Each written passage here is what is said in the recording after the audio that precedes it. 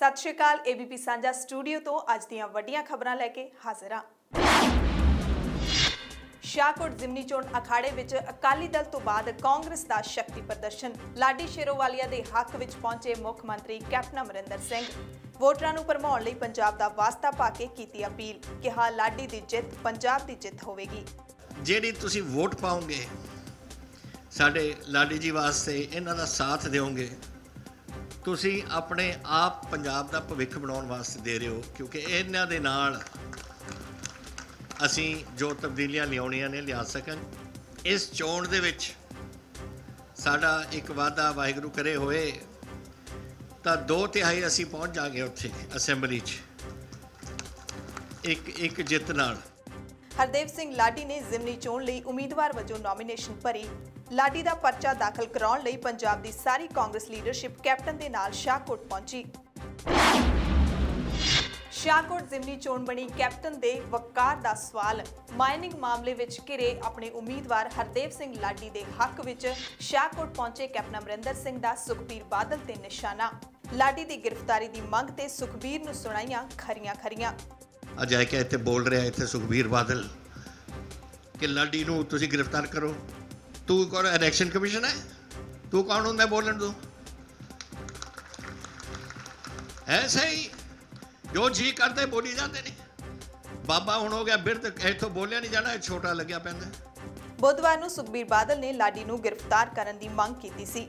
ਜ਼ਿੰਮੇਵਾਰੀ ਬਣ ਜਾਂਦੀ ਐਗਜ਼ੈਕਟਿਵ ਕਮੇਟੀ ਦੀ, ਜਿਹੜਾ ਕੋਈ ਕ੍ਰਿਮੀਨਲ ਹੋਏ ਜਿਹਦੇ ਖਿਲਾਫ ਨਾਨ ਬੇਲੇਬਲ ਅਫੈਂਸ ਹੋਏ, ਜੇ ਕਿਸੇ ਅਫਸਰ ਕੋਲੇ ਪੇਸ਼ ਹੋਏ ਉਹਨੂੰ ਨਾਲ ਦੇ ਨਾਲ ਅਰੈਸਟ ਕੀਤਾ ਜਾਏ।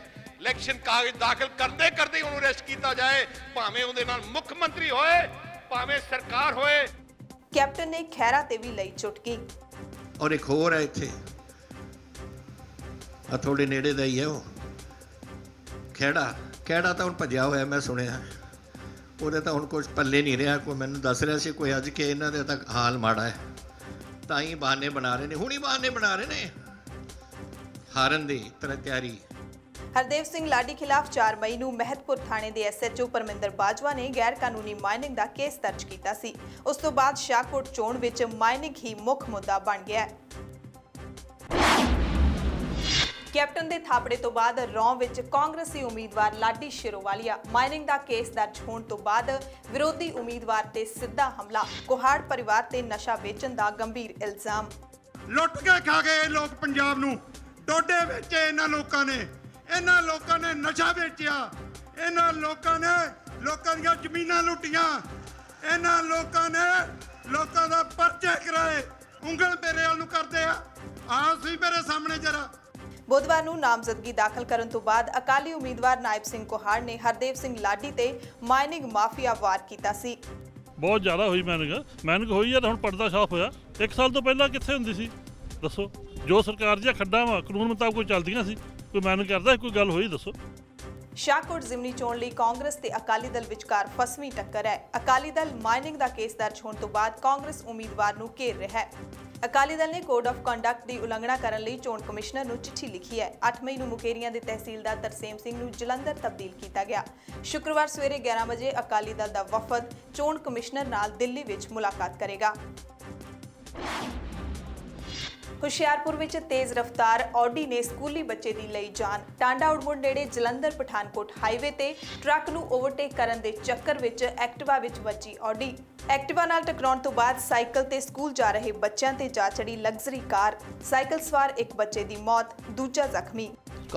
ਗੱਡੀ ਕਾਫੀ ਤੇਜ਼ ਸੀਗੀ, ਓਵਰਟੇਕ ਕਰਦੀ ਟਰੱਕ ਨੂੰ ਤੇ ਬੱਚਿਆਂ ਦੇ ਵਿੱਚ ਵੱਜੀ। ਸਕੂਲੀ ਬੱਚੇ ਸੀ ਸਾਈਕਲ ਤੇ ਜਾ ਰਹੇ ਸੀਗੇ ਤੇ ਉਹਨਾਂ ਵਿੱਚ ਗੱਡੀ ਵੱਜੀ ਆਡੀ, ਜਿਹਦੇ ਵਿੱਚ ਲੇਡੀ ਸੀਗੀਆਂ ਤੇ ਉਹ ਵੀ ਕਰੀਬ 8 ਬੰਦੇ ਜ਼ਖਮੀ ਹੋਇਆ।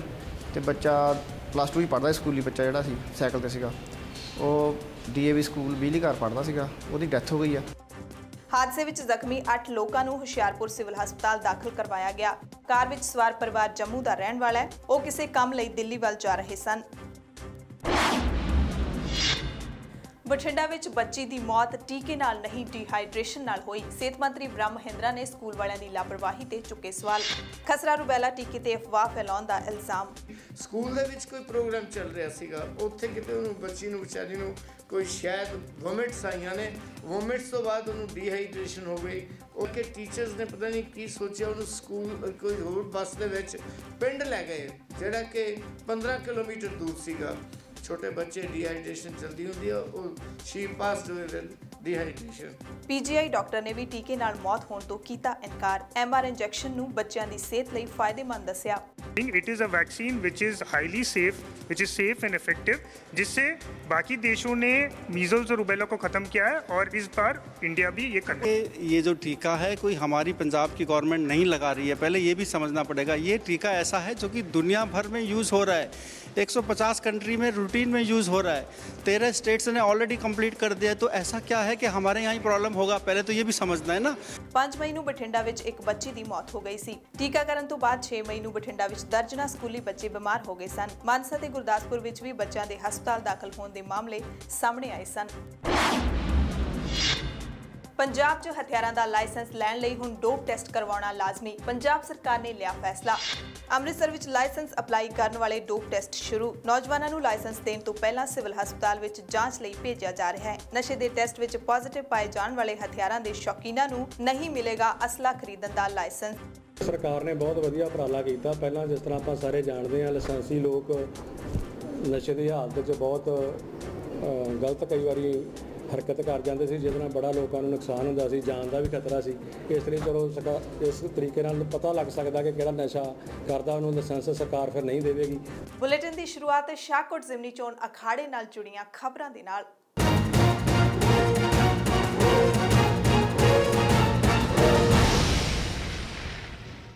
ਸ਼ਾਹਕੋਟ ਜ਼ਿਮਨੀ ਚੋਣ ਅਖਾੜੇ ਵਿੱਚ ਅਕਾਲੀ ਦਲ ਤੋਂ ਬਾਅਦ ਅੱਜ ਕਾਂਗਰਸ ਪਾਰਟੀ ਨੇ ਸ਼ਕਤੀ ਪ੍ਰਦਰਸ਼ਨ ਕੀਤਾ। ਮਾਈਨਿੰਗ ਮਾਮਲੇ ਵਿੱਚ ਘਿਰੇ ਆਪਣੇ ਉਮੀਦਵਾਰ ਲਾਡੀ ਸ਼ੇਰੋਵਾਲੀਆ ਦੇ ਹੱਕ ਵਿੱਚ ਕੈਪਟਨ ਅਮਰਿੰਦਰ ਸਿੰਘ ਖੁਦ ਸ਼ਾਹਕੋਟ ਪਹੁੰਚੇ। ਕੈਪਟਨ ਅਮਰਿੰਦਰ ਸਿੰਘ ਨੇ ਲਾਡੀ ਸ਼ੇਰੋਵਾਲੀਆ ਦੇ ਹੱਕ ਵਿੱਚ ਪੰਜਾਬ ਦਾ ਵਾਸਤਾ ਪਾ ਕੇ ਲੋਕਾਂ ਨੂੰ ਵੋਟਾਂ ਪਾਉਣ ਦੀ ਅਪੀਲ ਕੀਤੀ।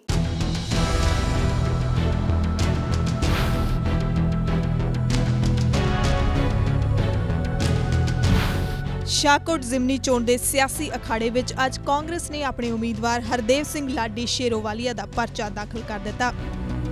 ਬੁੱਧਵਾਰ ਨੂੰ ਅਕਾਲੀ ਦਲ ਨੇ ਨਾਇਬ ਸਿੰਘ ਕੋਹਾੜ ਦੇ ਹੱਕ ਵਿੱਚ ਸ਼ਕਤੀ ਪ੍ਰਦਰਸ਼ਨ ਕੀਤਾ ਤਾਂ ਅੱਜ ਕਾਂਗਰਸ ਸਰਕਾਰ ਪੂਰੇ ਲਾਮ ਲਸ਼ਕਰ ਨਾਲ ਸ਼ਾਹਕੋਟ ਚੋਣ ਮੈਦਾਨ ਵਿੱਚ ਉਤਰੀ। ਕੈਪਟਨ ਅਮਰਿੰਦਰ ਸਿੰਘ ਆਪਣੇ ਉਮੀਦਵਾਰ ਦੇ ਹੱਕ ਵਿੱਚ ਇਲਾਕੇ ਦੀ ਜਨਤਾ ਮੂਹਰੇ ਅਪੀਲ ਲੈ ਕੇ ਪਹੁੰਚੇ। ਕੈਪਟਨ ਨੇ ਕਿਹਾ ਜੇ ਤੁਸੀਂ ਲਾਡੀ ਨੂੰ ਜਿਤਾਓਗੇ ਤਾਂ ਪੂਰੇ ਪੰਜਾਬ ਦਾ ਭਲਾ ਹੋ ਜਾਊਗਾ, ਕਿਉਂਕਿ ਅਜਿਹਾ ਕਰਨ ਨਾਲ ਕਾਂਗਰਸ ਪਾਰਟੀ ਦਾ ਵਿਧਾਨ ਸਭਾ ਵਿੱਚ 2/3 ਵਾਧਾ ਹੋ ਜਾਏਗਾ। ਇਸ ਚੋਣ ਦੇ ਵਿੱਚ ਸਾਡਾ ਇੱਕ ਵਾਅਦਾ ਵਾਹਿਗੁਰੂ ਕਰੇ ਹੋਏ ਤਾਂ 2/3 ਅਸੀਂ ਪਹੁੰਚ ਜਾਗੇ ਉੱਥੇ ਅਸੈਂਬਲੀ 'ਚ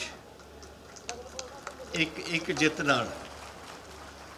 ਔਰ ਕਦੇ ਕਦੇ ਜਦੋਂ ਕੁਝ ਕਾਨੂੰਨ ਬਦਲਨੇ ਪੈਂਦੇ ਨੇ ਸਾਨੂੰ 2/3 ਦੀ ਲੋੜ ਪੈ ਜਾਂਦੀ ਹੈ। ਕੈਪਟਨ ਨੇ ਮਾਈਨਿੰਗ ਕੇਸ ਵਿੱਚ ਫਸੇ ਹਰਦੇਵ ਸਿੰਘ ਲਾਡੀ ਦੀ ਜਿੱਤ ਨੂੰ ਪੰਜਾਬ ਦਾ ਭਵਿੱਖ ਦੱਸਿਆ। ਕੈਪਟਨ ਦੇ ਇਸ ਬਿਆਨ ਤੇ ਲਾਡੀ ਨੇ ਖੂਬ ਤਾੜੀਆਂ ਵਜਾਈਆਂ। ਤੇ ਅੱਜ ਜਿਹੜੀ ਤੁਸੀਂ ਵੋਟ ਪਾਓਗੇ ਸਾਡੇ ਲਾਡੀ ਜੀ ਵਾਸਤੇ, ਇਹਨਾਂ ਦਾ ਸਾਥ ਦਿਓਗੇ, ਤੁਸੀਂ ਆਪਣੇ ਆਪ ਪੰਜਾਬ ਦਾ ਭਵਿੱਖ ਬਣਾਉਣ ਵਾਸਤੇ ਦੇ ਰਹੇ ਹੋ, ਕਿਉਂਕਿ ਇਹਨਾਂ ਦੇ ਨਾਲ ਅਸੀਂ ਜੋ ਤਬਦੀਲੀਆਂ ਲਿਆਉਣੀਆਂ ਨੇ ਲਿਆ ਸਕਾਂਗੇ। ਕੈਪਟਨ ਅਮਰਿੰਦਰ ਸਿੰਘ ਨੇ ਸ਼ਕਤੀ ਪ੍ਰਦਰਸ਼ਨ ਦੌਰਾਨ ਵੋਟਰਾਂ ਨੂੰ ਭਰਮਾਉਣ ਲਈ ਕਈ ਪੱਖ ਦੇ ਮੁੱਦਿਆਂ ਨੂੰ ਚੁੱਕਿਆ।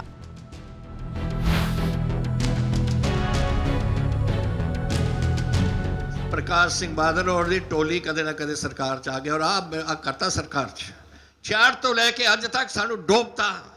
ਨੰਬਰ 1 ਸੂਬਾ ਸੀ ਸਾਡਾ ਹਿੰਦੁਸਤਾਨ 'ਚ, ਨੰਬਰ 1, ਔਰ ਲਿਆ ਕੇ ਸਾਨੂੰ 29ਵਾਂ ਨੰਬਰ ਤੇ ਖੜਾ ਕਰਤਾ ਇਹਨਾਂ ਨੇ।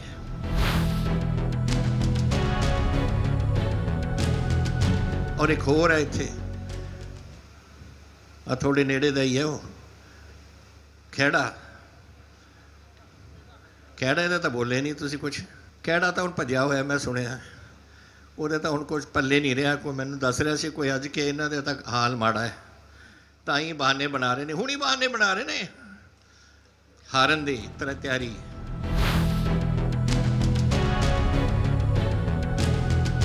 ਇਹ ਤਾਂ ਹੁਣ GST ਲੱਗੀ ਹੈ। ਮੈਨੂੰ ਅਕਾਲ ਤਖਤ ਸਾਹਿਬ ਔਰ ਸਾਡੇ ਇੱਥੇ SGPC ਸਾਹਿਬ ਨੇ ਜਿਹੜੇ ਪ੍ਰਧਾਨ ਸਾਹਿਬ ਨੇ ਔਰ ਉਹਨਾਂ ਦੇ ਸੈਕਟਰੀ ਸਾਹਿਬ ਦੀ ਚਿੱਠੀ ਆਈ ਸੀ ਕਿ GST ਅਸੀਂ ਮਾਫ ਕਰ ਦਿਓ ਜੀ ਸਾਡਾ। मैं क्या भाई थोड़े 3 साल 4 साल तो जब GST लगी थोड़ी सरकार सी कि तुसीं क्यों नहीं माफ़ किया? तुसीं हाले ताईं कर ही नहीं किया ने। गुरु साहब गुरु घर का भी नहीं तुसीं माफ़ किया। कहते ना जी। मैं क्या उस दिन चिट्ठी असीं लिखती कि असीं माफ़ करते हैं इस गल नूं। कितने साल रहे ने अकाली? 10 साल। कौन सी इन्हां दा एजुकेशन मिनिस्टर? दलजीत सिंह चीमा। 2014 ਦੇ ਵਿੱਚ ਇਹਨੇ ਕਮੇਟੀ ਬਿਠਾਈ 12ਵੀਂ ਜਮਾਤ ਦੀ ਜਿਹੜੀ ਕਿਤਾਬ ਸੀ ਉਹਦੇ ਵਿੱਚ ਕਹਿੰਦੇ ਨੇ ਜੀ ਕਾਂਗਰਸ ਪਾਰਟੀ ਨੇ ਗੁਰੂਆਂ ਦੇ ਨਾਂ ਹੀ ਛੱਡਤੇ। ਉਹ ਭਾਈ ਇਹ ਕਦੋਂ ਲਿਖੀ ਗਈ ਸੀ? ਕਿਹਨੇ ਲਿਖਵਾਈ ਸੀ? ਕੌਣ ਸੀ ਉੱਥੇ ਦਾ ਵਜ਼ੀਰ? ਇਹ ਤਾਂ ਦੱਸ ਦਿਓ। ਅਸੀਂ ਤਾਂ ਸਾਲ ਹੀ ਹੋਇਆ ਸਾਨੂੰ ਆਏ ਨੂੰ। ਅਕਾਲੀ ਦਲ ਦੇ ਵਿਧਾਇਕ ਅਜੀਤ ਸਿੰਘ ਕੋਹਾੜ ਦੀ ਮੌਤ ਤੋਂ ਬਾਅਦ ਸ਼ਾਹਕੋਟ ਦੀ ਵਿਧਾਨ ਸਭਾ ਸੀਟ ਖਾਲੀ ਹੋਈ ਸੀ। 31 ਮਈ ਨੂੰ ਨਤੀਜਿਆਂ ਦੇ ਐਲਾਨ ਤੋਂ ਬਾਅਦ ਪਤਾ ਲੱਗੇਗਾ ਕਿ ਸ਼ਾਹਕੋਟ ਸੀਟ ਮੁੜ ਤੋਂ ਅਕਾਲੀਆਂ ਦੀ ਝੋਲੀ ਡਿੱਗੇਗੀ ਜਾਂ ਕੈਪਟਨ ਰੇਤ ਮਾਈਨਿੰਗ ਦੇ ਕੇਸ ਵਿੱਚ ਫਸੇ ਆਪਣੇ ਉਮੀਦਵਾਰ ਨੂੰ ਵਿਧਾਨ ਸਭਾ ਵਿੱਚ ਬਿਠਾਉਣ 'ਚ ਕਾਮਯਾਬ ਹੋਣਗੇ। ਸ਼ਾਹਕੋਟ ਜ਼ਿਮਨੀ ਚੋਣ ਦਾ ਅਖਾੜਾ ਪੂਰੀ ਤਰ੍ਹਾਂ ਨਾਲ ਸਜ ਗਿਆ। ਮੁੱਖ ਵਿਰੋਧੀ ਪਾਰਟੀਆਂ ਕਾਂਗਰਸ ਤੇ ਅਕਾਲੀ ਦਲ ਦੇ ਲੀਡਰ ਖਾਸੇ ਭਖੇ ਹੋਏ ਨੇ।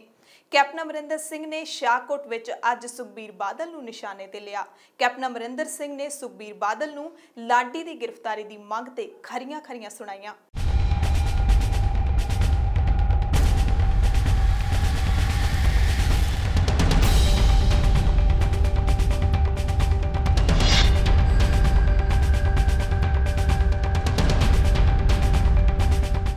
पंजाब दी नवीं सरकार बनी नूं करीब 1 साल बीत गया। इस दौरान सूबे दे लोग अपने मुख मंत्री दे दीदार करन नूं ही तरस गए सन, पर पूरे 14 महीनों बाद जनता नूं कैप्टन साहब दे दर्शन हो ही गए, वो भी पुराने अंदाज विच। जी हाँ, मौका शाहकोट जिमनी चोण दा है, जदों कैप्टन साहब लाडी शेरोवालिया दी नामजदगी दाखिल करवाउण लई खुद शाहकोट पहुंचे।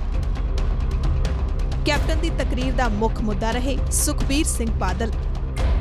कैप्टन नूं सुखबीर बादल का लाडी खिलाफ बोलना रड़क रहा सी। इसे करके कैप्टन ने सुखबीर नूं खरियां सुना दित्तियां। अजय क्या इत्थे बोल रहा इत्थे सुखबीर बादल कि लाडी नूं तुसीं गिरफ्तार करो। तू कौन इलैक्शन कमीशन है? तू कौन हुंदा बोलण तू? है सही जो जी करते बोली जाते ने। बाबा हुण हो गया बिरध, इत्थों बोलिया नहीं जाना, छोटा लग्या पैंदा। और एक होर है इत्थे आ थोड़े नेड़े दा ही है वो खेड़ा इहदा तां बोले नहीं तुसीं कुछ। विरोधी धिर दे लीडर सुखपाल खैरा वख-वख मुद्दिआं ते कैप्टन ते सियासी निशाने लाउंदे रहिंदे ने, पर अज खैरा दे इलाके विच पहुंचे कैप्टन नूं भी सुखपाल खैरा नूं घेरन दा मौका मिल ही गया। खेड़ा तां हुण भज्जिया होया, मैं सुनिया ਉਹਦੇ ਤਾਂ ਹੁਣ ਕੁਝ ਪੱਲੇ ਨਹੀਂ ਰਿਹਾ। ਕੋਈ ਮੈਨੂੰ ਦੱਸ ਰਿਹਾ ਸੀ ਕੋਈ ਅੱਜ ਕਿ ਇਹਨਾਂ ਦੇ ਤਾਂ ਹਾਲ ਮਾੜਾ ਹੈ, ਤਾਂ ਹੀ ਬਹਾਨੇ ਬਣਾ ਰਹੇ ਨੇ, ਹੁਣੀ ਬਹਾਨੇ ਬਣਾ ਰਹੇ ਨੇ ਹਾਰਨ ਦੀ ਤਰ੍ਹਾਂ ਤਿਆਰੀ। ਬੁੱਧਵਾਰ ਨੂੰ ਸ਼ਾਹਕੋਟ ਪਹੁੰਚੇ ਸੁਖਬੀਰ ਬਾਦਲ ਨੇ ਰੇਤ ਮਾਈਨਿੰਗ ਦਾ ਕੇਸ ਦਰਜ ਹੋਣ ਤੋਂ ਬਾਅਦ ਕੈਪਟਨ ਦੇ ਵਿਧਾਇਕ ਹਰਦੇਵ ਸਿੰਘ ਲਾਡੀ ਨੂੰ ਗ੍ਰਿਫਤਾਰ ਕਰਨ ਦੀ ਮੰਗ ਕੀਤੀ ਸੀ। ਜ਼ਿੰਮੇਵਾਰੀ ਬਣ ਜਾਂਦੀ ਐਗਜ਼ੈਕਟਿਵ ਕਮੇਟੀ ਦੀ, ਜਿਹੜਾ ਕੋਈ ਕ੍ਰਿਮੀਨਲ ਹੋਏ ਜਿਹਦੇ ਖਿਲਾਫ ਨਾਨ ਬੇਲੇਬਲ ਅਫੈਂਸ ਹੋਏ, ਜੇ ਕਿਸੇ ਅਫਸਰ ਕੋਲੇ ਪੇਸ਼ ਹੋਏ ਉਹਨੂੰ ਨਾਲ ਦੇ ਨਾਲ ਅਰੈਸਟ ਕੀਤਾ ਜਾਏ। ਇਲੈਕਸ਼ਨ ਕਾਗਜ਼ ਦਾਖਲ ਕਰਦੇ ਉਹਨੂੰ ਅਰੈਸਟ ਕੀਤਾ ਜਾਏ, ਭਾਵੇਂ ਉਹਦੇ ਨਾਲ ਮੁੱਖ ਮੰਤਰੀ ਹੋਏ ਭਾਵੇਂ ਸਰਕਾਰ ਹੋਏ। ਸਿਆਸਤਦਾਨਾਂ ਦਾ ਸ਼ਾਇਦ ਇਹ ਸਿਆਸੀ ਅੰਦਾਜ਼ ਹੀ ਹੁੰਦਾ ਹੈ ਕਿ ਵੋਟਾਂ ਵੇਲੇ ਉਹ ਹੁਮ-ਹੁਮਾ ਕੇ ਲੋਕਾਂ ਦੇ ਸਨਮੁਖ ਪਹੁੰਚਦੇ ਨੇ, ਵੱਡੇ ਦਾਅਵੇ ਕਰਦੇ ਨੇ, ਪਰ ਜਿੱਤ ਹਾਰ ਤੋਂ ਬਾਅਦ ਮੁੜ ਆਪਣੇ ਮਹਿਲਾਂ ਤੇ ਮਹਿੰਗੀਆਂ ਕਾਰਾਂ ਅੰਦਰ ਲੁਕ ਜਾਂਦੇ ਨੇ। ਇਹੀ ਹਾਲ ਪੰਜਾਬ ਦੇ ਮੁੱਖ ਮੰਤਰੀ ਦਾ ਵੀ ਜਾਪਦਾ ਹੈ, ਜੋ ਜ਼ਿਮਨੀ ਚੋਣ ਦੌਰਾਨ ਆਪਣੀ ਪਾਰਟੀ ਦੇ ਵਿਧਾਨ ਸਭਾ ਵਿੱਚ ਬਹੁਮਤ ਲਈ ਪੂਰੀ ਫਾਰਮ ਵਿੱਚ ਲੋਕਾਂ ਨੂੰ ਭਰਮਾਉਣ ਲਈ ਉਤਰ ਆਏ ਨੇ। ਸ਼ਾਹਕੋਟ ਜ਼ਿਮਨੀ ਚੋਣ 28 ਮਈ ਨੂੰ ਹੋਵੇਗੀ। 31 ਮਈ ਨੂੰ ਨਤੀਜਾ ਆਵੇਗਾ। ਕਾਂਗਰਸ ਤੇ ਅਕਾਲੀ ਦਲ ਦੇ ਉਮੀਦਵਾਰਾਂ ਦੇ ਵਿੱਚ ਫਸਵੀਂ ਟੱਕਰ ਬਣੀ ਹੋਈ ਹੈ। ਦੋਵੇਂ ਪਾਰਟੀਆਂ ਦੇ ਉਮੀਦਵਾਰ ਇਸ ਸੀਟ ਆਪਣੀ ਝੋਲੀ ਦੇ ਵਿੱਚ ਪਵਾਉਣ ਲਈ ਹਰ ਸਿਆਸੀ ਹੱਥਕੰਡਾ ਵਰਤ ਰਹੇ ਨੇ।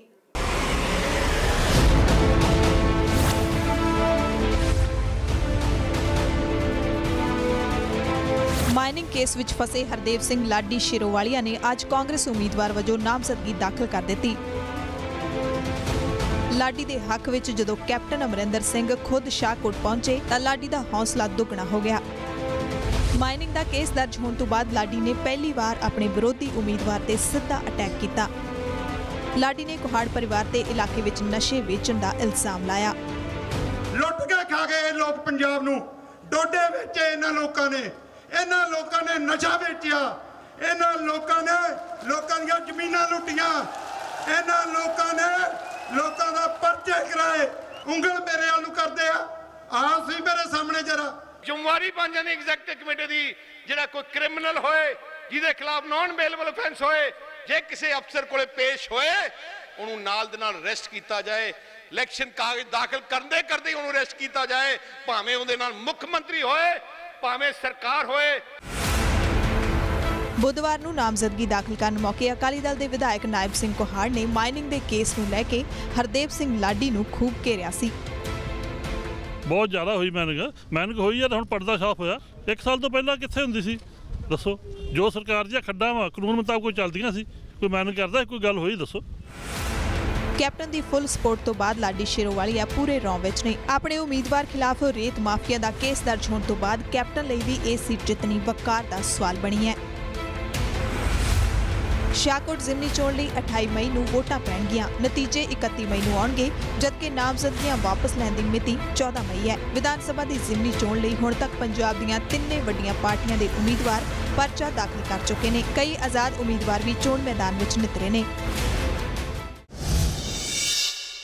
ਕਾਂਗਰਸ ਉਮੀਦਵਾਰ ਹਰਦੇਵ ਸਿੰਘ ਲਾਡੀ ਦੇ ਹੱਕ ਵਿੱਚ ਕਾਂਗਰਸ ਦੀ ਪੂਰੀ ਲੀਡਰਸ਼ਿਪ ਤਾਂ ਡਟ ਹੀ ਗਈ ਹੈ, ਨਾਲ ਹੀ ਲਾਡੀ ਦਾ ਪਰਿਵਾਰ ਵੀ ਕੈਂਪੇਨ ਦੇ ਵਿੱਚ ਉਤਰ ਆਇਆ ਹੈ। ਅੱਜ ਨਾਮਜ਼ਦਗੀ ਦਾਖਲ ਕਰਨ ਦੇ ਮੌਕੇ ਲਾਡੀ ਦਾ ਪੁੱਤਰ ਕੈਨੇਡਾ ਵਿੱਚ ਪੜ੍ਹਦਾ ਹੈ ਆਦੀਸ਼ਵਰ, ਉਹ ਵੀ ਨਜ਼ਰ ਆਇਆ। ਜਲੰਧਰ ਤੋਂ ਸਾਡੇ ਪੱਤਰਕਾਰ ਇਮਰਾਨ ਖਾਨ ਨੇ ਆਦੀਸ਼ਵਰ ਨਾਲ ਖਾਸ ਗੱਲਬਾਤ ਕੀਤੀ ਤਾਂ ਆਦੀਸ਼ਵਰ ਨੇ ਕਿਹਾ ਕਿ ਮੇਰੇ ਪਿਤਾ ਦੇ ਖਿਲਾਫ ਮਾਈਨਿੰਗ ਦੇ ਇਲਜ਼ਾਮ ਸਰਾਸਰ ਗਲਤ ਨੇ। ਸ਼ਾਹਕੋਟ ਬਾਈ ਇਲੈਕਸ਼ਨ 'ਚ ਕਾਂਗਰਸ ਦੇ ਕੈਂਡੀਡੇਟ ਹਰਦੇਵ ਸਿੰਘ ਲਾਡੀ ਨੇ ਨੋਮੀਨੇਸ਼ਨ ਭਰ ਦਿੱਤਾ ਹੈ। ਉਹਨਾਂ ਦੇ ਬੇਟੇ ਜੋ ਕਿ ਕੈਨੇਡਾ 'ਚ ਪੜ੍ਹਾਈ ਕਰ ਰਹੇ ਨੇ, ਆਦੀਸ਼ਵਰ, ਉਹ ਸਾਡੇ ਨਾਲ ਨੇ। ਤੁਸੀਂ 2 ਸਾਲ ਤੋਂ ਉੱਥੇ ਪੜ੍ਹਾਈ ਕਰ ਰਹੇ ਹੋ ਜੀ, ਤੇ ਹੁਣ ਇੱਥੇ ਕੈਂਪੇਨਿੰਗ ਕਰ ਰਹੇ ਹੋ, ਸਭ ਕੁਝ ਦੇਖ ਰਹੇ ਹੋ ਜੀ। ਕੈਨੇਡਾ ਦੀ ਪੋਲਿਟਿਕਸ ਤੁਹਾਨੂੰ 2 ਸਾਲਾਂ 'ਚ ਸਮਝ ਆ ਗਈ ਹੋਏਗੀ, ਤੇ ਇੱਥੇ ਦੀ ਪੋਲਿਟਿਕਸ 'ਚ ਕੀ ਫਰਕ ਹੈ? ਸਰ ਤਕਰੀਬਨ ਪੋਲਿਟਿਕਸ ਜਿਹੜਾ ਬੇਸਿਕਲੀ ਡੈਮੋਕ੍ਰੇਸੀ ਹੈ, ਬੋਥ ਕੰਟਰੀਜ਼ ਫੋਲੋ ਡੈਮੋਕ੍ਰੇਸੀ, ਤੇ ਕੋਈ ਜ਼ਿਆਦਾ ਫਰਕ ਨਹੀਂ ਹੈ, ਬਸ ਸਿਸਟਮ ਦੇ ਵਿੱਚ ਫਰਕ ਹੈ। How the system works here and ਜਿੱਦਾਂ ਸਿਸਟਮ ਉੱਥੇ ਚੱਲਦਾ ਹੈ ਉਹਦੇ ਵਿੱਚ ਡਿਫਰੈਂਸ ਹੈ, ਬਾਕੀ ਤਾਂ ਕੋਈ ਖਾਸ ਫਰਕ ਨਹੀਂ ਹੈ। ਬਾਕੀ ਡੈਮੋਕ੍ਰੇਸੀ ਹੈ ਦੋਨੋਂ ਕੰਟਰੀਆਂ ਦੇ ਵਿੱਚ। ਬਿਲਕੁਲ, ਜਿਹੜਾ ਸਾਡੇ ਮੁਲਕ 'ਚ ਪੋਲਿਟਿਕਸ ਦੀ ਇਹ ਬੜੀ ਗੱਲ ਹੁੰਦੀ ਹੈ ਕਿ ਬਿਲੋ ਦਾ ਬੈਲਟ ਪੋਲਿਟਿਕਸ ਬਹੁਤ ਹੁੰਦੀ ਹੈ, ਇੱਥੇ ਤੁਹਾਨੂੰ ਕੀ ਲੱਗਦਾ? I don't think so. ਇਹ ਐਕਚੁਅਲੀ ਆਈ ਫੀਲ ਕਾਫੀ ਡੀਫੇਮ ਕੀਤੀ ਗਈ ਹੈ ਪੋਲਿਟਿਕਸ ਇੱਥੇ ਦੀ। ਜੇ ਲੋਕ ਸਾਥ ਦੇਣ ਤੇ ਚੰਗੇ ਲੀਡਰ ਹੋਣ ਤੇ ਕਾਫੀ ਵਧੀਆ ਤਰ੍ਹਾਂ ਤਰੱਕੀ ਕਰ ਸਕਦੀ ਹੈ ਇੱਥੇ ਦੇ ਸੂਬੇ, ਇੱਥੇ ਦੇ ਪਿੰਡ ਵਧੀਆ ਤਰੀਕੇ ਨਾਲ ਤਰੱਕੀ ਕਰ ਸਕਦੇ। ਇੱਦਾਂ ਦੀ ਕੋਈ ਗੱਲ ਨਹੀਂ ਹੈ ਕਿ ਬਿਲੋ ਦ ਬੈਲਟ ਪੋਲਿਟਿਕਸ ਹੁੰਦੀ ਹੈ, ਬਟ ਇੱਦਾਂ ਵਾ ਕਿ ਲੀਡਰਸ਼ਿਪ ਜਦੋਂ ਗਲਤ ਇੱਕ ਦੂਜੇ 'ਤੇ ਇਲਜ਼ਾਮ ਲਾਉਣ ਲੱਗ ਪੈਂਦੇ ਆ, ਇੱਕ ਦੂਜੇ ਨੂੰ ਡੀਫੇਮ ਕਰਨ ਲਈ, ਉਹ ਬਹੁਤ ਹੀ ਮਾੜੀ ਚੀਜ਼ ਲੱਗਦੀ ਹੈ। ਅਦਰਵਾਈਜ਼ ਜਿਹੜੇ ਸੱਚੇ ਇਲਜ਼ਾਮ ਉਹ ਲਾਉਣੇ ਚਾਹੀਦੇ। ਇਹ ਤੋਂ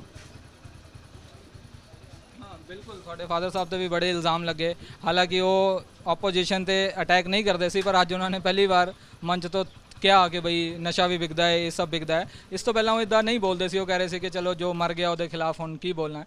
ਪਰ ਫਿਰ ਵੀ ਜਿਹੜੀ ਇਲਜ਼ਾਮ ਦੀ ਪੋਲਿਟਿਕਸ ਹੈ ਕੈਨੇਡਾ 'ਚ ਵੀ ਇੱਦਾਂ ਹੀ ਹੁੰਦੀ ਹੈ? ਬਿਲਕੁਲ ਜੀ, ਹੁੰਦੀ ਹੈ। ਇਹ ਬਹੁਤ ਪੋਲੀਟੀਕਲ ਪਾਰਟੀਜ਼ ਦੋਨਾਂ ਦਾ ਡਿਫਰੈਂਟ ਏਜੰਡਾ ਹੁੰਦਾ ਹੈ ਐਂਡ ਇੱਕ ਦੂਜੇ 'ਤੇ ਐਲੀਗੇਸ਼ਨਸ ਹੁੰਦੇ ਆ, ਬਟ ਜਿਹੜੇ ਜਾਇਜ਼ ਐਲੀਗੇਸ਼ਨ ਉਹ ਜ਼ਰੂਰ ਕੀ ਕਹਿੰਦੇ ਮੰਨਣੇ ਚਾਹੀਦੇ, ਬਟ ਜਿਹੜੇ ਨਜਾਇਜ਼ ਐਲੀਗੇਸ਼ਨ ਹੈ ਉਹਨਾਂ 'ਤੇ ਬਹੁਤਾ ਗੌਰ ਨਹੀਂ ਕਰਨਾ ਚਾਹੀਦਾ। ਸਾਡੇ ਮੁਲਕ 'ਚ ਡਿਵੈਲਪਮੈਂਟ ਦੀ ਬੜੀ ਜ਼ਰੂਰਤ ਹੈ, ਪਰ ਤੁਸੀਂ ਦੇਖ ਰਹੇ ਹੋਗੇ ਲੀਡਰਸ ਦੇ ਬਿਆਨ, ਡਿਵੈਲਪਮੈਂਟ ਦੀ ਗੱਲ ਕਿੰਨੇ ਕੁ ਕਰਦੇ ਆ ਤੇ ਬਾਕੀ ਹੋਰ ਬਿਆਨਬਾਜ਼ੀ ਕਿੰਨੇ ਕੁ ਕਰਦੇ ਆ, ਇਲਜ਼ਾਮਬਾਜ਼ੀ ਕਿੰਨੇ ਕੁ ਕਰਦੇ ਆ? ਬਿਲਕੁਲ, ਦੇਖੋ ਜੀ, ਬਿਆਨਬਾਜ਼ੀ ਤਾਂ ਚੱਲਦੀ ਰਹਿੰਦੀ ਹੈ, ਬਟ ਜਿੱਥੇ ਤੱਕ ਗੱਲ ਹੈ ਡਿਵੈਲਪਮੈਂਟ ਦੀ, ਜੇ ਆਪਾਂ ਸ਼ਾਹਕੋਟ ਹਲਕੇ ਦੀ ਗੱਲ ਕਰੀਏ, ਮਹਾਰਾਜਾ ਕੈਪਟਨ ਅਮਰਿੰਦਰ ਸਿੰਘ ਨੇ ਪਿਛਲੇ 1 ਸਾਲ ਦੇ ਵਿੱਚ 150 ਕਰੋੜ ਸ਼ਾਹਕੋਟ ਨੂੰ ਦਿੱਤਾ ਹੈ ਅਤੇ ਵੱਖਰੇ ਵੱਖਰੇ ਵਿਕਾਸ ਕਾਰਜਾਂ ਲਈ ਦਿੱਤਾ ਹੈ। ਅਤੇ ਲਾਡੀ ਸ਼ੇਰੋਵਾਲੇ ਜੀ ਫਾਦਰ ਸਾਹਿਬ, ਉਹ ਹਲਕਾ ਇੰਚਾਰਜ ਹੋਣ ਦੇ ਨਾਤੇ ਉਹਨਾਂ ਨੇ ਵਧੀਆ ਤਰੀਕੇ ਨਾਲ ਕੀ ਕਹਿੰਦੇ ਮਨਜ਼ੂਰੀ ਕਰਾ ਕੇ ਵੱਖ-ਵੱਖ ਪ੍ਰੋਜੈਕਟਾਂ ਲਈ ਪੈਸੇ ਲਿਆਉਂਦੇ ਨੇ ਅਤੇ ਬਹੁਤ ਹੀ ਵਧੀਆ ਤਰੀਕੇ ਨਾਲ ਪੈਸੇ ਲੱਗ ਰਹੇ ਨੇ ਅਤੇ ਡਿਵੈਲਪਮੈਂਟ ਹੋ ਰਹੀ ਹੈ। ਜਿੱਥੇ ਤੱਕ ਮੈਂ ਆਪਣੇ ਹਲਕੇ ਦੀ ਗੱਲ ਕਰਾਂ, ਓਵਰਆਲ ਨਹੀਂ। ਬਿਲਕੁਲ ਹੁਣ ਜਿਹੜੀ ਕੈਂਪੇਨਿੰਗ ਤੁਸੀਂ ਕੀਤੀ ਹੈ ਜਿਹੜੀ ਦੇਖ ਰਹੇ ਹੋ ਉਹ ਤੋਂ ਕੀ ਲੱਗਦਾ ਹੈ? ਕੈਂਪੇਨਿੰਗ ਤੋਂ ਦੇਖਿਆ ਜੀ ਤੁਸੀਂ ਅੱਜ ਐਡਾ ਵਿਸ਼ਾਲ ਇਕੱਠ ਦੇਖਿਆ ਤੇ ਉਹ ਤੋਂ ਤੁਸੀਂ ਤਕਰੀਬਨ ਸਾਫ਼ ਹੀ ਹੁੰਦਾ ਹੈ ਕਿ ਲੋਕਾਂ ਨੇ ਮਨ 'ਚ ਆਪਣੇ ਫੈਸਲਾ ਕਰ ਲਿਆ ਤੇ ਉਹਨਾਂ ਨੇ ਸੋਚ ਆਪਣੀ ਬਣਾ ਲਈ ਹੈ ਕਿ ਅਸੀਂ ਕਾਂਗਰਸ ਪਾਰਟੀ ਦੇ ਨਾਲ ਖੜੇ ਹਾਂ ਅਤੇ 28 ਤਰੀਕ ਨੂੰ ਪੰਜੇ ਦੇ ਬਟਨ ਦਬਾ ਕੇ ਤੇ ਇਹ ਸੀਟ ਵੀ ਕਾਂਗਰਸ ਪਾਰਟੀ ਦੀ ਝੋਲੀ 'ਚ ਪਵੇਗੀ। ਤੁਸੀਂ ਵੀ ਪੋਲਿਟਿਕਸ 'ਚ ਆਉਂਗੇ? ਦੇਖੋ ਜੀ ਹਜੇ ਤਾਂ ਮੈਂ ਪੜ੍ਹ ਰਿਹਾ ਵਾਂ ਤੇ ਇਸ ਚੀਜ਼ ਬਾਰੇ ਕਦੀ ਸੋਚਿਆ ਨਹੀਂ ਜੀ। ਹਾਲੇ ਤੱਕ ਕੋਈ ਇਰਾਦਾ ਨਹੀਂ? ਨਹੀਂ, ਹਾਲੇ ਤੱਕ ਕੋਈ ਇਰਾਦਾ ਨਹੀਂ। ਇਹ ਹਰਦੇਵ ਸਿੰਘ ਲਾਡੀ ਦੇ ਬੇਟੇ ਆਦੇਸ਼ਵਰ ਇਹਨਾਂ ਦਾ ਕਹਿਣਾ ਹੈ ਕਿ ਇਹ ਕੈਨੇਡਾ 'ਚ ਪੜ੍ਹਦੇ ਨੇ, ਹਾਲੇ ਤੱਕ ਤਾਂ ਇਹਨਾਂ ਦਾ ਪੋਲਿਟਿਕਸ 'ਚ ਆਉਣ ਦਾ ਕੋਈ ਇਰਾਦਾ ਨਹੀਂ ਹੈ, ਪਰ ਇਹ ਇੱਥੇ ਆਪਣੇ ਫਾਦਰ ਵਾਸਤੇ ਪੂਰੀ ਕੈਂਪੇਨਿੰਗ ਕਰ ਰਹੇ ਨੇ ਤੇ ਜਿੱਤ ਦਾ ਦਾਅਵਾ ਵੀ ਕਰ ਰਹੇ ਨੇ। ਕੈਮਰਾ ਪਰਸਨ ਸੁਮਿਤ ਤਿਮਾਨ ਦੇ ਨਾਲ ਇਮਰਾਨ ਖਾਨ, ABP ਨਿਊਜ਼, ਜਲੰਧਰ। ਬਠਿੰਡਾ ਵਿੱਚ 8 ਸਾਲ ਦੀ ਬੱਚੀ ਦੀ ਮੌਤ MR ਇੰਜੈਕਸ਼ਨ ਦੇ ਨਾਲ ਨਹੀਂ ਬਲਕਿ ਡੀਹਾਈਡਰੇਸ਼ਨ ਨਾਲ ਹੋਈ। ਪੰਜਾਬ ਦੇ ਸਿਹਤ ਮੰਤਰੀ ਬ੍ਰਹਮ ਮਹਿੰਦਰਾ ਨੇ ਇਸ ਗੱਲ ਦਾ ਦਾਅਵਾ ਕੀਤਾ ਹੈ। ਬ੍ਰਹਮ ਮਹਿੰਦਰਾ ਨੇ ਰੁਬੈਲਾ ਖਸਰਾ ਟੀਕੇ ਤੇ ਅਫਵਾਹਾਂ ਫੈਲਾਉਣ ਦੇ ਵੀ ਇਲਜ਼ਾਮ ਲਾਏ ਨੇ। ਬਠਿੰਡਾ ਵਿੱਚ 5 ਮਈ ਨੂੰ ਹੋਈ ਬੱਚੀ ਦੀ ਮੌਤ ਦਾ ਕਾਰਨ MR ਟੀਕਾ ਨਹੀਂ ਸਗੋਂ ਡੀਹਾਈਡਰੇਸ਼ਨ ਸੀ। ਪੰਜਾਬ ਸਰਕਾਰ ਨੇ ਬੱਚੀ ਦੀ ਮੌਤ ਤੇ ਸਫਾਈ ਦਿੱਤੀ ਹੈ। ਸਿਹਤ ਮੰਤਰੀ ਬ੍ਰਹਮ ਮਹਿੰਦਰਾ ਨੇ ਦਾਅਵਾ ਕੀਤਾ ਕਿ ਲੋਕ ਇੰਜੈਕਸ਼ਨ ਬਾਰੇ ਅਫਵਾਹਾਂ ਫੈਲਾ ਰਹੇ ਨੇ, ਜਦਕਿ ਅਜਿਹਾ ਕੁਝ ਵੀ ਨਹੀਂ ਹੈ। ਸਿਹਤ ਮੰਤਰੀ ਨੇ ਬੱਚੀ ਦੀ ਮੌਤ ਦਾ ਭਾਂਡਾ ਸਕੂਲ ਪ੍ਰਸ਼ਾਸਨ ਤੇ ਭੰਨਿਆ। ਸਕੂਲ ਦੇ ਵਿੱਚ ਕੋਈ ਪ੍ਰੋਗਰਾਮ ਚੱਲ ਰਿਹਾ ਸੀਗਾ, ਉੱਥੇ ਕਿਤੇ ਉਹਨੂੰ ਬੱਚੀ ਨੂੰ ਵਿਚਾਰੀ ਨੂੰ ਕੋਈ ਸ਼ਾਇਦ ਵੋਮਿਟਸ ਆਈਆਂ ਨੇ, ਵੋਮਿਟਸ ਤੋਂ ਬਾਅਦ ਉਹਨੂੰ ਡੀਹਾਈਡਰੇਸ਼ਨ ਹੋ ਗਈ। ਉਹ ਕਿ ਟੀਚਰਸ ਨੇ ਪਤਾ ਨਹੀਂ ਕੀ ਸੋਚਿਆ, ਉਹਨੂੰ ਸਕੂਲ ਕੋਈ ਹੋਰ ਬੱਸ ਦੇ ਵਿੱਚ ਪਿੰਡ ਲੈ ਗਏ ਜਿਹੜਾ ਕਿ 15 ਕਿਲੋਮੀਟਰ ਦੂਰ ਸੀਗਾ। ਪਿੰਡ ਤੋਂ ਬਾਅਦ ਉੱਥੋਂ ਵਾਪਸ ਸਿਟੀ ਲਿਆਂਦਾ ਉਹਨੂੰ ਟ੍ਰੀਟਮੈਂਟ ਲਈ, ਕੁਝ ਮਤਲਬ ਕਾਫੀ 2-3 ਘੰਟੇ ਇਸ ਤਰ੍ਹਾਂ ਦੇ ਉਹਦੇ 'ਚ ਸ਼ਾਇਦ ਉਹਦੀ ਡੀਹਾਈਡਰੇਸ਼ਨ ਜਿਹੜੀ ਸੀ ਜ਼ਿਆਦਾ ਹੁੰਦੀ ਗਈ। ਇੰਜੈਕਸ਼ਨ ਬਾਰੇ PGI ਦੇ ਡਾਕਟਰ ਸੰਜੇ ਵਰਮਾ ਤੇ WHO ਦੇ ਸ਼੍ਰੀਨਿਵਾਸਨ ਨੇ ਸਫਾਈ ਦਿੱਤੀ ਹੈ। ਡਾਕਟਰਾਂ ਮੁਤਾਬਿਕ ਇਹ ਟੀਕੇ ਬੱਚਿਆਂ ਦੀ ਬਿਹਤਰੀ ਲਈ ਲਾਏ ਜਾ ਰਹੇ ਨੇ। It is a vaccine which is highly safe, which is safe and effective, जिससे बाकी देशों ने मीजल्स और रुबेला को ख़त्म किया है और इस बार इंडिया भी ये जो टीका है कोई हमारी पंजाब की गवर्नमेंट नहीं लगा रही है, पहले ये भी समझना पड़ेगा। ये टीका ऐसा है जो कि दुनिया भर में यूज़ हो रहा है, 150 कंट्री में रूटीन में यूज़ हो रहा है, 13 स्टेट्स ने ऑलरेडी कंप्लीट कर दिया है। तो ऐसा क्या है कि हमारे यहाँ ही प्रॉब्लम होगा, पहले तो ये भी समझना है ना। ਬੱਚਿਆਂ ਨੂੰ ਰੁਬੇਲਾ ਖਸਰਾ ਨਾਂ ਦੀ ਬਿਮਾਰੀ ਤੋਂ ਬਚਾਉਣ ਲਈ MR ਟੀਕੇ ਲਾਏ ਜਾ ਰਹੇ ਨੇ। ਇਸ ਲਈ ਵਰਲਡ ਹੈਲਥ ਸੰਸਥਾ ਕੰਮ ਕਰ ਰਹੀ ਹੈ। WHO ਪੰਜਾਬ ਵਿੱਚ ਨਹੀਂ ਸਗੋਂ ਪੂਰੇ ਦੇਸ਼ ਤੇ ਦੁਨੀਆ ਦੇ 150 ਦੇਸ਼ਾਂ ਵਿੱਚ ਇੰਜੈਕਸ਼ਨ ਲਾ ਰਹੀ ਹੈ।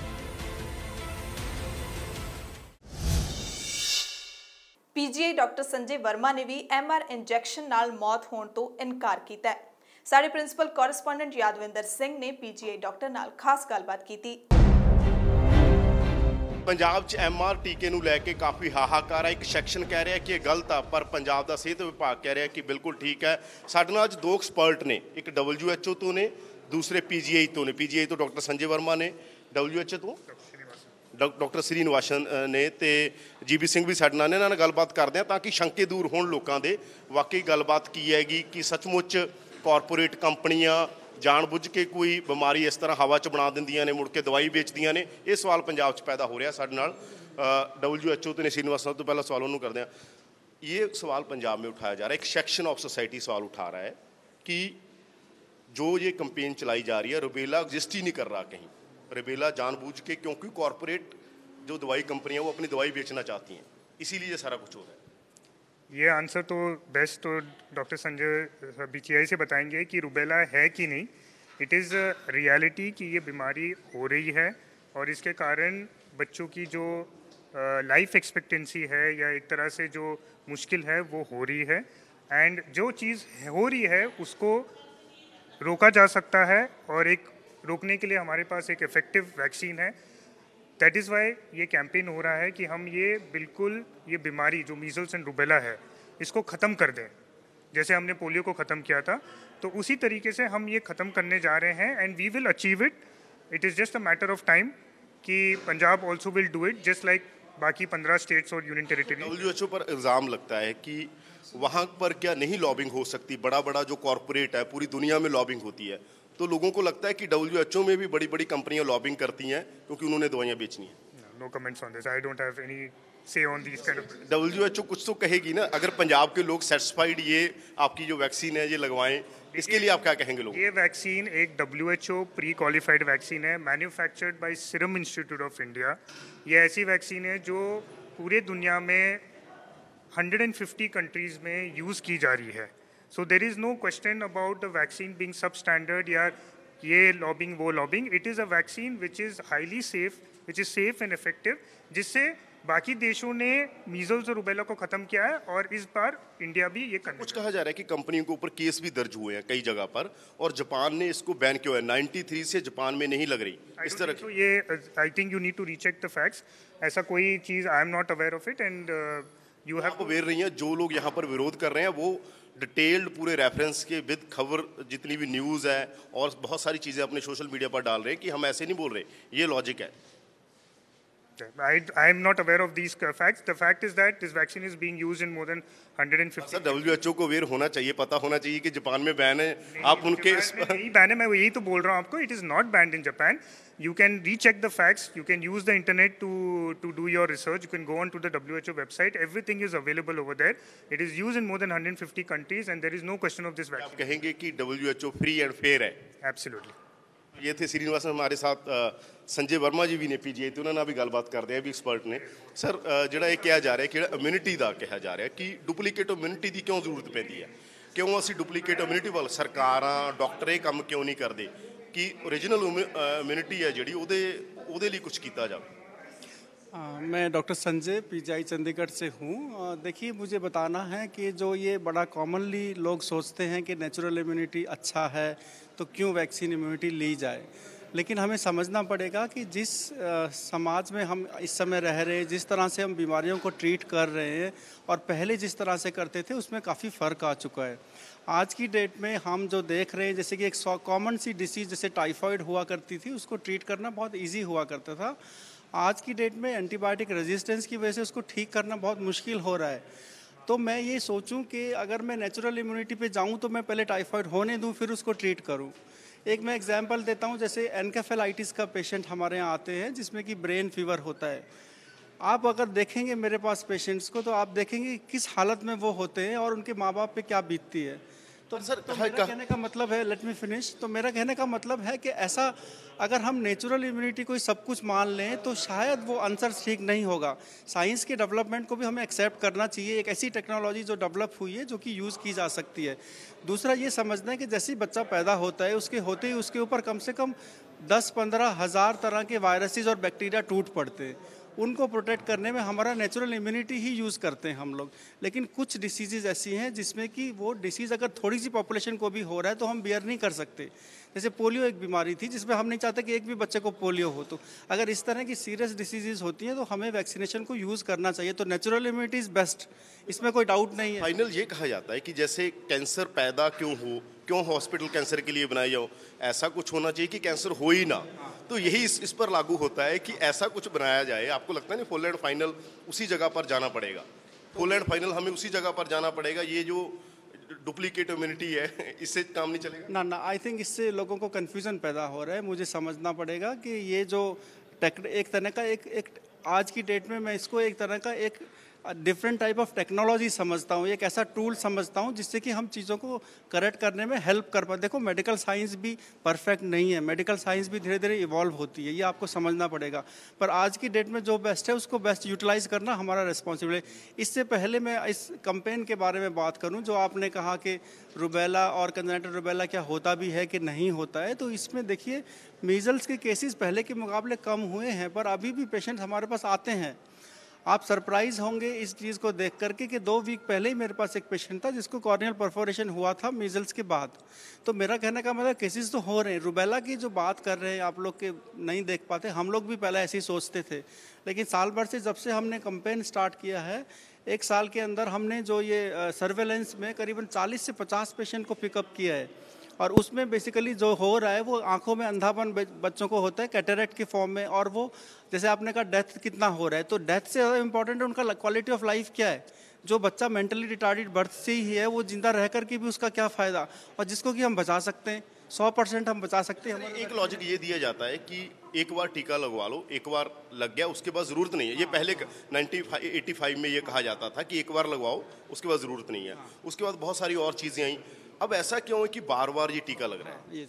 ये चीज़ समझने का ज़रूरी ये है कि देखिए जो हमारा सिस्टम है वो सिस्टम कुछ इस तरह का है कि 100% पॉपुलेशन को हमारे लिए इम्यूनाइज करना मुश्किल होता है। ये रुबेला एक ऐसी बीमारी है, अगर हम 50% या 60% को ही इम्यूनाइज करते हैं तो इससे हमें नुकसान होने का डर रहता है। एज ग्रुप शिफ्ट हो सकता है प्राइमरी इम्यूनाइजेशन का, यानी कि जो हमारा फर्स्ट जो इन्फेक्शन है वो जल्दी हो रहा था वो लेट एज में हो सकता है। यानी कि वैक्सीनेशन हार्म भी कर सकती है अगर हम कम लोगों को वैक्सीनेट करें तो WHO ने शर्त रखा कि जब तक कि आप गारंटी नहीं देंगे कि 80 से 90% लोग वैक्सीनेट करेंगे तभी इसका फ़ायदा होगा। तो गवर्नमेंट ऑफ इंडिया के पास कोई तरीका ही नहीं है ये करने का। एक ही तरीका है कि सबको एक साथ लगा दिया जाए, क्योंकि सबको एक साथ लगा। बच्चों की जो मौत हो रही है उसका क्या मतलब, क्योंकि कसौली वहाँ पर भेजे गए, मतलब कि इसको चेक भी किया जाए, साथ ही साथ वैक्सीनेशन भी चल रही है। आपको लगता है कि ये जो मौतें हो रही हैं इसका कनेक्शन है इससे? क्योंकि लोग कह रहे हैं कि ये मौतों का कनेक्शन इस टीके से है। देखो ये समझना पड़ेगा कि ये जो टीका है कोई हमारी पंजाब की गवर्नमेंट नहीं लगा रही है, पहले ये भी समझना पड़ेगा। ये टीका ऐसा है जो कि दुनिया भर में यूज़ हो रहा है, 150 कंट्री में रूटीन में यूज़ हो रहा है, 13 स्टेट्स ने ऑलरेडी कंप्लीट कर दिया है। तो ऐसा क्या है कि हमारे यहाँ ही प्रॉब्लम होगा, पहले तो ये भी समझना है ना। जैसे मैंने बताया कि जो भी इंसिडेंट्स होते हैं वैक्सीनेशन से जो लिंक्ड होते हैं उसको ये कहना कई बार मुश्किल होता है कि वैक्सीन की वजह से हुआ। इसलिए जो भी केस रिपोर्ट होते हैं उन सब में सैंपल्स हम भेजते हैं, क्योंकि हम एक अपना वर्क करते हैं कि भाई क्या कारण था वो पता लगाने के लिए। तो ये कहना कि सैंपल भेजने का मतलब उस वजह से थी, ये कहना बहुत मुश्किल है अनलेस कि उसकी रिपोर्ट से ये प्रूव हो। तो मुझे लगता है कि ये जो इस तरह की बातें हैं उसमें डरने का शायद इतना ज़रूरत नहीं। ये जो डॉक्टर हैं, जो लोग विरोध कर रहे हैं, जैसे डॉक्टर अमर याद हैं, इनको आप क्या कहना चाहते हैं? इनको पढ़ा आपने? ये जो कह रहे हैं उनकी बातें आपने सुनी?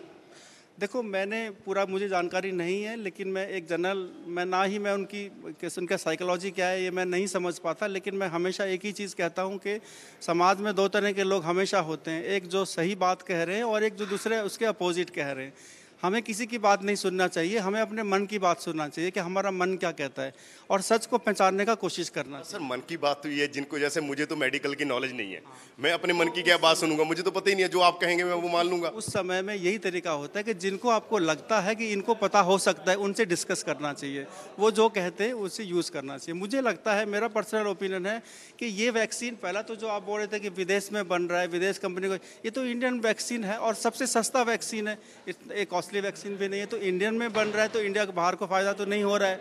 तो कुछ चीज़ें जो मैं समझ पा रहा हूँ, कंफ्यूजन ये है ना कि जो विरोध कर रहे हैं वो भी डॉक्टर हैं और वो भी CM मतलब SMO रिटायर हुए हैं, वो भी सीनियर पोस्ट पर रहे हैं। नहीं देखो, जो सीनियर लोग हैं उनको तो रेस्पेक्ट देना बनता है, पर मेरे लिए कहना बड़ा मुश्किल है कि वो क्यों ऐसा कर रहे हैं या क्या उनका लॉजिक है। तो ये थे डॉक्टर संजय वर्मा PGI ਤੋਂ। ਇਹਨਾਂ ਦੇ ਨਾਲ ਸੀ ਜਿਨ੍ਹਾਂ ਅਸੀਂ ਗੱਲਬਾਤ ਕੀਤੀ श्रीनिवासन WHO ਤੋਂ। ਸਵਾਲ WHO ਤੇ ਵੀ ਖੜੇ ਹੋ ਰਹੇ ਨੇ, ਵਰਲਡ ਹੈਲਥ ਆਰਗੇਨਾਈਜੇਸ਼ਨ ਦੇ ਕੁਝ ਲੋਕ ਕਹਿ ਰਹੇ ਨੇ ਕਿ ਵਰਲਡ ਹੈਲਥ ਆਰਗੇਨਾਈਜੇਸ਼ਨ ਨੂੰ ਹੀ ਪਰਮਾਤਮਾ ਕਿਉਂ ਸਮਝਾਵੇ। ਇਹਨਾਂ ਦਾ ਇੱਕੋ ਗੱਲ ਕਹਿਣੀ ਹੈ ਡਾਕਟਰ ਸਾਹਿਬ ਦੀ ਕਿ ਜਿਹੜੀਆਂ ਮੌਤਾਂ ਹੋ ਰਹੀਆਂ ਨੇ ਜਾਂ ਜੇ ਬੱਚੇ ਬਿਮਾਰ ਹੋ ਜਾਂਦੇ ਨੇ ਉਹਦਾ ਟੀਕੇ ਨਾਲ ਕੋਈ ਕਨੈਕਸ਼ਨ ਨਹੀਂ ਹੈ, ਉਹ ਕਿਸੇ ਹੋਰ ਕਾਰਨਾਂ ਕਰਕੇ ਉਹ ਬਿਮਾਰ ਹੁੰਦੇ ਨੇ। ਪਰ ਪੰਜਾਬ 'ਚ ਇੱਕ ਸੈਕਸ਼ਨ ਵੱਲੋਂ ਲਗਾਤਾਰ ਇਸ ਮਸਲੇ ਤੇ ਸਵਾਲ ਉਠਾਏ ਜਾ ਰਹੇ ਨੇ। ਕੈਮਰਾਮੈਨ ਰਜਿੰਦਰ ਦੇ ਨਾਲ ਯਾਦਵਿੰਦਰ ਸਿੰਘ, ABP ਸਾਂਝਾ, ਚੰਡੀਗੜ੍ਹ। ਪੰਜਾਬ ਸਰਕਾਰ ਨੇ ਹਥਿਆਰਾਂ ਦਾ ਲਾਇਸੈਂਸ ਲੈਣ ਵਾਲਿਆਂ ਲਈ ਇੱਕ ਵੱਡਾ ਫੈਸਲਾ ਲਿਆ ਹੈ। ਹਥਿਆਰਾਂ ਦਾ ਲਾਇਸੈਂਸ ਲੈਣ ਵਾਲਿਆਂ ਨੂੰ ਹੁਣ ਡੋਪ ਟੈਸਟ ਕਰਵਾਉਣਾ ਲਾਜ਼ਮੀ ਹੋਵੇਗਾ। ਗੁਰੂ ਕੀ ਨਗਰੀ ਅੰਮ੍ਰਿਤਸਰ ਦੇ ਵਿੱਚ ਡੋਪ ਟੈਸਟ ਦੀ ਪ੍ਰਕਿਰਿਆ ਸ਼ੁਰੂ ਵੀ ਹੋ ਚੁੱਕੀ ਹੈ। ਹਥਿਆਰ ਖਰੀਦਣ ਦੇ ਸ਼ੌਕੀਨ ਨਸ਼ੇੜੀ ਲੋਕਾਂ ਲਈ ਬੁਰੀ ਖਬਰ ਹੈ। ਹੁਣ ਪੰਜਾਬ 'ਚ ਹਥਿਆਰ ਲੈਣ ਤੋਂ ਪਹਿਲਾਂ ਡੋਪ ਟੈਸਟ ਦੀ ਪ੍ਰਕਿਰਿਆ 'ਚੋਂ ਲੰਘਣਾ ਪਏਗਾ। ਸਰਕਾਰ ਨੇ ਸਖਤ ਫੈਸਲਾ ਲਿਆ ਹੈ ਕਿ ਜੋ ਵੀ ਡੋਪ ਟੈਸਟ ਵਿੱਚ ਪੋਜ਼ਿਟਿਵ ਪਾਇਆ ਗਿਆ ਉਸ ਨੂੰ ਹਥਿਆਰ ਦਾ ਲਾਇਸੈਂਸ ਨਹੀਂ ਦਿੱਤਾ ਜਾਏਗਾ। ਡੋਪ ਟੈਸਟ 'ਚੋਂ ਪਾਸ ਹੋਣ ਤੋਂ ਬਾਅਦ ਹੀ ਅਸਲਾ ਰੱਖਣ ਦੇ ਚਾਹਵਾਨਾਂ ਦਾ ਸੁਪਨਾ ਪੂਰਾ ਹੋ ਸਕੇਗਾ। ਅੰਮ੍ਰਿਤਸਰ ਦੇ ਸਿਵਲ ਹਸਪਤਾਲ ਵਿੱਚ ਇਹ ਪ੍ਰਕਿਰਿਆ ਸ਼ੁਰੂ ਵੀ ਹੋ ਚੁੱਕੀ ਹੈ। ਸਰਕਾਰ ਨੇ ਬਹੁਤ ਵਧੀਆ ਉਪਰਾਲਾ ਕੀਤਾ। ਪਹਿਲਾਂ ਜਿਸ ਤਰ੍ਹਾਂ ਆਪਾਂ ਸਾਰੇ ਜਾਣਦੇ ਹਾਂ, ਲਾਇਸੈਂਸੀ ਲੋਕ ਨਸ਼ੇ ਦੀ ਹਾਲਤ 'ਚ ਬਹੁਤ ਗਲਤ ਕਈ ਵਾਰੀ ਹਰਕਤ ਕਰ ਜਾਂਦੇ ਸੀ, ਜਿਹਦੇ ਨਾਲ ਬੜਾ ਲੋਕਾਂ ਨੂੰ ਨੁਕਸਾਨ ਹੁੰਦਾ ਸੀ, ਜਾਨ ਦਾ ਵੀ ਖਤਰਾ ਸੀ। ਇਸ ਲਈ ਚਲੋ ਇਸ ਤਰੀਕੇ ਨਾਲ ਪਤਾ ਲੱਗ ਸਕਦਾ ਕਿ ਕਿਹੜਾ ਨਸ਼ਾ ਕਰਦਾ, ਉਹਨੂੰ ਲਾਇਸੈਂਸ ਸਰਕਾਰ ਫਿਰ ਨਹੀਂ ਦੇਵੇਗੀ।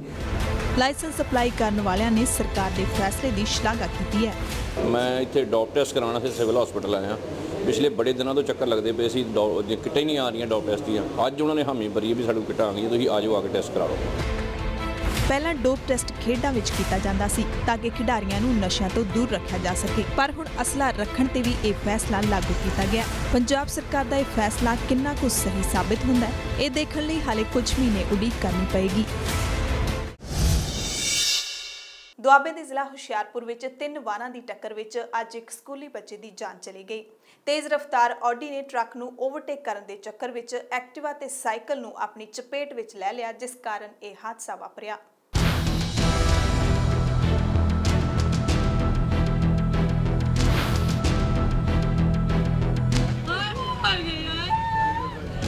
ਦਰਦਨਾਕ ਸੜਕ ਹਾਦਸਾ ਹੁਸ਼ਿਆਰਪੁਰ ਦੇ ਟਾਂਡਾ ਉੜਮੁੜ ਵਿੱਚ ਵਾਪਰਿਆ।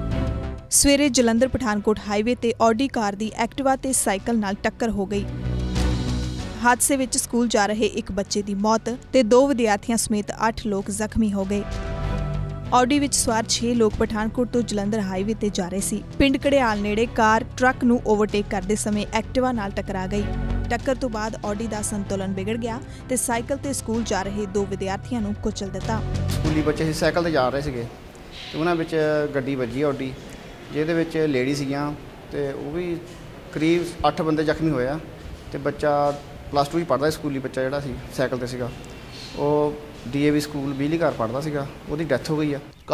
ਗੱਡੀ ਕਾਫੀ ਤੇਜ਼ ਸੀਗੀ, ਓਵਰਟੇਕ ਕਰਦੀ ਟਰੱਕ ਨੂੰ ਤੇ ਬੱਚਿਆਂ ਦੇ ਵਿੱਚ ਵੱਜੀ ਤੇ ਇੱਕ ਤਾਂ ਬੱਚਾ ਉੱਥੇ ਮੌਕੇ ਤੇ ਮੁੱਕ ਗਿਆ, 2 ਨੂੰ ਐਂਬੂਲੈਂਸ 'ਚ ਲੈ ਗਏ ਆ ਤੇ ਇਹ ਗੱਡੀ ਵਾਲੇ ਠੀਕ ਆ ਸਾਰੇ ਤੇ ਇਹਨਾਂ ਦਾ ਸੱਟਾਂ ਲੱਗੀਆਂ ਆ, ਉਹ ਆਪਾਂ ਐਂਬੂਲੈਂਸ ਸੱਦ ਕੇ ਤਾਂ ਸਾਰਾ ਭੇਜਤੇ ਆ ਹਸਪੀਟਲ। ਹਾਦਸੇ ਵਿੱਚ ਗੰਭੀਰ ਜ਼ਖਮੀਆਂ ਨੂੰ ਹੁਸ਼ਿਆਰਪੁਰ ਦੇ ਸਿਵਲ ਹਸਪਤਾਲ ਵਿੱਚ ਰੈਫਰ ਕਰ ਦਿੱਤਾ ਗਿਆ। 6 ਮਰੀਜ਼ ਸਾਡੇ ਕੋਲ ਆਏ ਆ, ਉਹਨਾਂ ਵਿੱਚੋਂ ਇੱਕ ਬਰੌਡ ਡੈਡ ਹੈਗਾ ਤੇ 2 ਬੱਚੇ ਉਹਨਾਂ ਦੇ ਹੈਡ ਇੰਜਰੀ ਹੈਗੀ। ਉਹਨਾਂ ਨੂੰ ਆਪਾਂ ਫਸਟ ਏਡ ਦੇ ਕੇ ਸਟਿਚਿੰਗ ਵਗੈਰਾ ਕਰਕੇ ਉਹਨਾਂ ਨੂੰ ਸਿਵਲ ਹਸਪਤਾਲ ਹੁਸ਼ਿਆਰਪੁਰ ਵਾਸਤੇ ਰੈਫਰ ਕਰ ਦਿੱਤਾ ਗਿਆ। ਕਾਰ 'ਚ ਸਵਾਰ ਪਰਿਵਾਰ ਜੰਮੂ ਦਾ ਰਹਿਣ ਵਾਲਾ ਹੈ, ਦਿੱਲੀ ਕਿਸੇ ਕਾਰੋਬਾਰ ਲਈ ਜਾ ਰਿਹਾ ਸੀ।